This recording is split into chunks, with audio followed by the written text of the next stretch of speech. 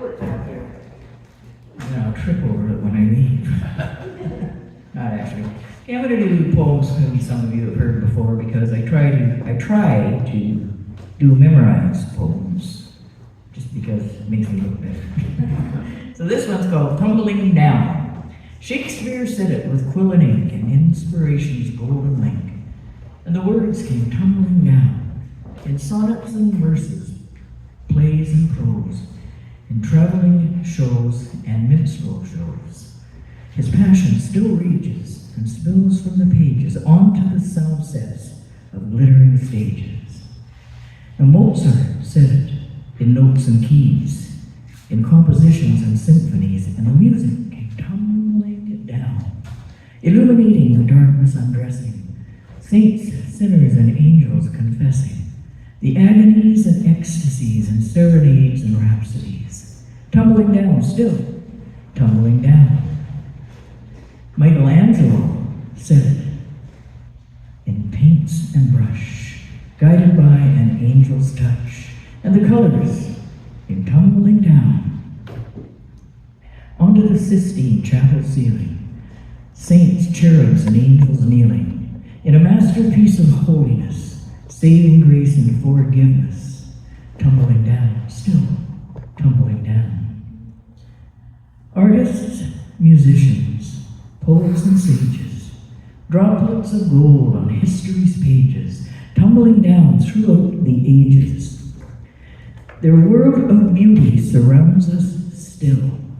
Their legacy is a living will, tumbling down, still tumbling down, and forever tumbling down.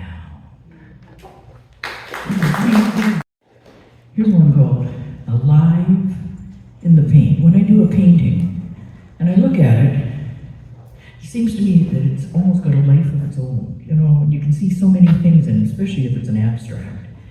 So this is from shadow to light, purple to white, nestled in between death and life. I pick up my brush in the candle glow to paint a feeling I know will flow with fabulous rhythm and eloquent dance, lust and romance, and the blessed and frail and obscure queen will always remain alive in the paint.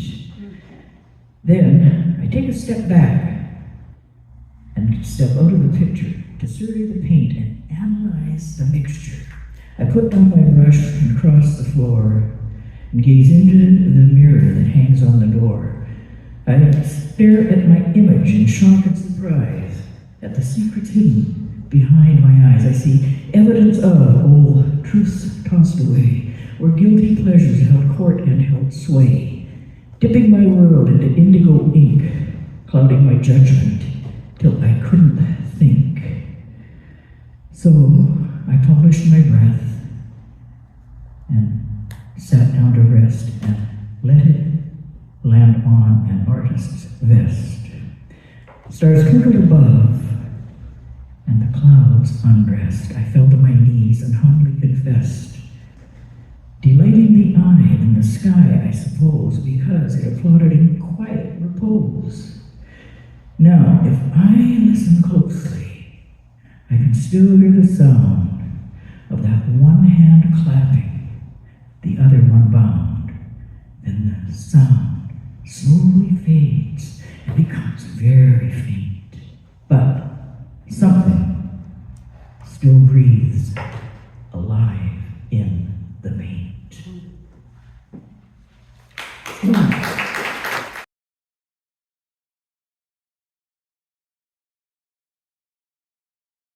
One is a poem I wrote for somebody who passed away and they had Alzheimer's at the end, so it was kind of a tribute. So it's a tribute to Rex Howard, who's a musician I used to work with. And it's called, Dried Flowers of Youth. Dried flowers of youth, crushed between pages, forgotten utterings of ancient sages, a whisper and scream, and the drama between, life unraveling at the seam. You leave this world more every day. Slowly you're slipping and sliding away into that netherworld of yesterday. And oh, that I could follow you there and leave behind this worry and care to build with you castles on the beach, in that place you visit when you're out of reach. Whispers and memories of your sweet song, when you were young, when you were strong, before your bones started to ache, before your hands started to shake, before you had to be wheeled in a chair, before life left you nothing to spare. Dried flowers of youth are crumbling now, gracing the stage with their final bow. Your frailty of heart will soon set you free, and far, far you fly away from me, to a place where music never ceases to play, to a place where dreams are paved in gold and cannot be bought or sold.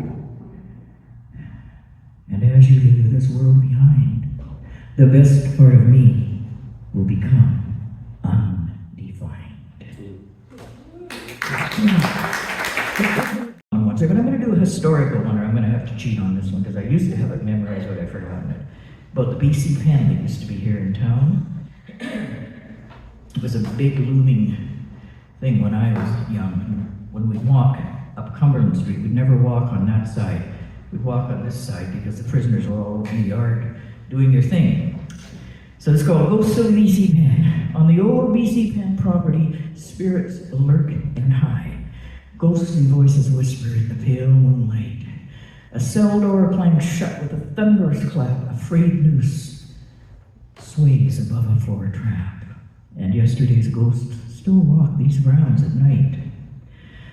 Built in 1878, she was a fortress strong, a bleak home for felons who did the law wrong. Her tall cement walls loomed large inside our town. This daunting human cage never let her guard down. She stood at full attention, an ominous landmark, foreboding at gray and dark, harsh, stern, and stark. As a youngster, I remember Cumberland Street. On hot, sultry days, sweating bullets in the heat, the prisoners in groups and gangs labored in the yard, lined up in the sights of the tower guns and guards. The murderer and thief toiled side by side.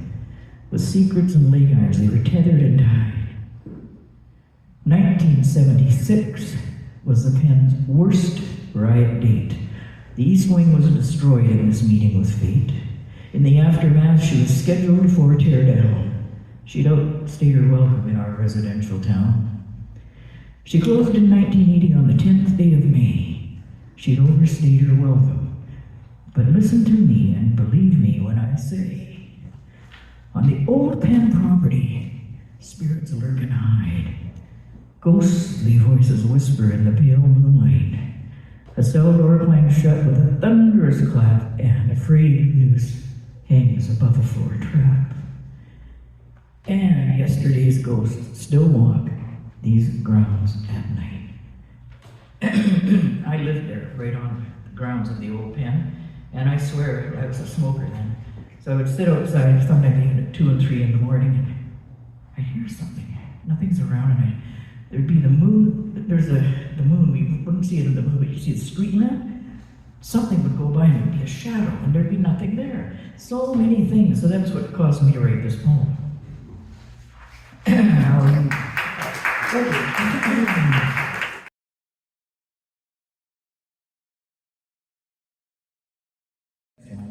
One of my favorite that I've written. It's called Ink Stained in the Rain. I was sitting inside on my patio. It had rained outside, and I left some pages out there. And the way the ink had run, it was quite beautiful looking. So this came about. Ink stained in the rain. The cruel wind rapes and scrapes the soft, soft satin drapes in the cave of evening shade. Under gunmetal sky, cracked, splintered, and dry, we play our tragic masquerade. On the mantle of gloom and foreboding doom, we reach for this feeling we're chasing.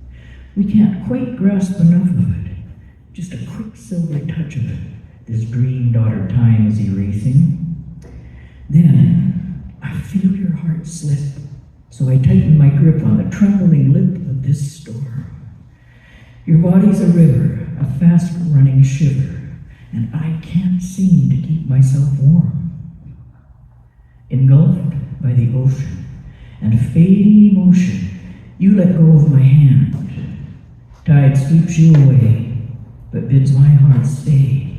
Nothing is as we planned. Waves wash me ashore, lips parched evermore, never to taste yours again. Love letters and pain, left out in the rain, became a fading ink stain. And now, days without sun, the moon's come undone, and I've become the rain. Beautiful. I don't know if I'm sure some of you have been. It's not there anymore. It used to be Java Jazz on 6th Street, almost across from the 6th Street Grill. And Java Jazz was really great musicians, great songs, everything. Anyway, this is a song, a tribute to Java Jazz, kind of. Those sparkling, lusty nights at Java Jazz, we slow danced close while Salve sang her solo, and Eddie played the sweetest razzmatazz while we held hands in amber candle glow. And there we were, reflecting in love's eyes, the dancing music, lovely, and crab cakes. Your heartbeat wove the fabric of my sighs before you turned the pattern to our aches. But if I think on Java Jazz and you, those magic melodies tug at my heart, and yesterday appears out of the blue. I feel the same old thrills at the start. There are some memories even time can't kill. I loved the way we were. I always will. Oh, beautiful. Thank you. This next one's called The Depth of the Dance.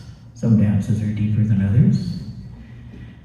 This one, I may have to do a cheap sneak peek at because there's no rhyme to hold on to. When it's free verse, it's a little tougher, you know. The fading sun on the sand dissolves into moon drops on the water. The waves sparkle and dance with diamonds beneath a slow-breathing sky as memories roll in. I recall the young days of you and I, sunbeams and moonglow, when we so casually played with time and tide, as if they could never change, as if we would never change. When we walked our beach of dreams, alive with the breath of angels, we were sown inside the womb of time, a deep, resonant symphony vibrating inside the tidal music, and we danced. Oh, how we danced. Today, I walked that beach alone, yet not alone. I watched as pale amber sunset ushered in an evanescent moon over a surreal twilight ocean. I stood on eternity's shore and watched the waves roll in with the haunting memories, and they danced with the pale ghosts of yesterday. Oh, how they danced. Oh, how we danced. I remember the depth of the dance.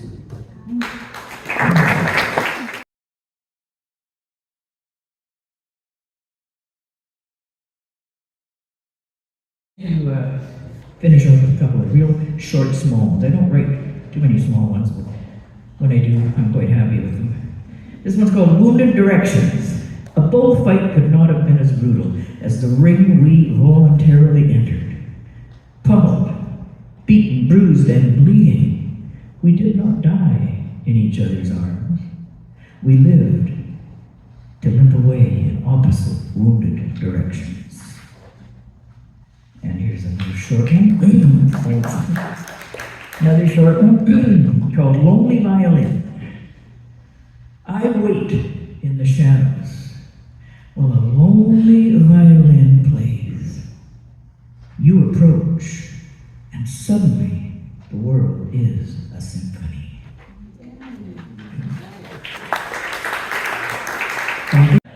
I don't write many haikus because they're too short. short for me usually, but when I do, I title them, and you're not supposed to. But I title them because I want to make sure people know what I'm talking about. So this one, there's all kinds of flowers in the world. There's peonies, and there's tulips, and there's roses, and there's black-eyed Susans, and there's the sweet peas that climb up, and daffodils. There's all kinds. So this one's called Fighting Flowers. The titled haiku shouldn't be titled. Sweet William reverts to pugilism again, hence black-eyed Susan. That's my offering for the night. Thank you for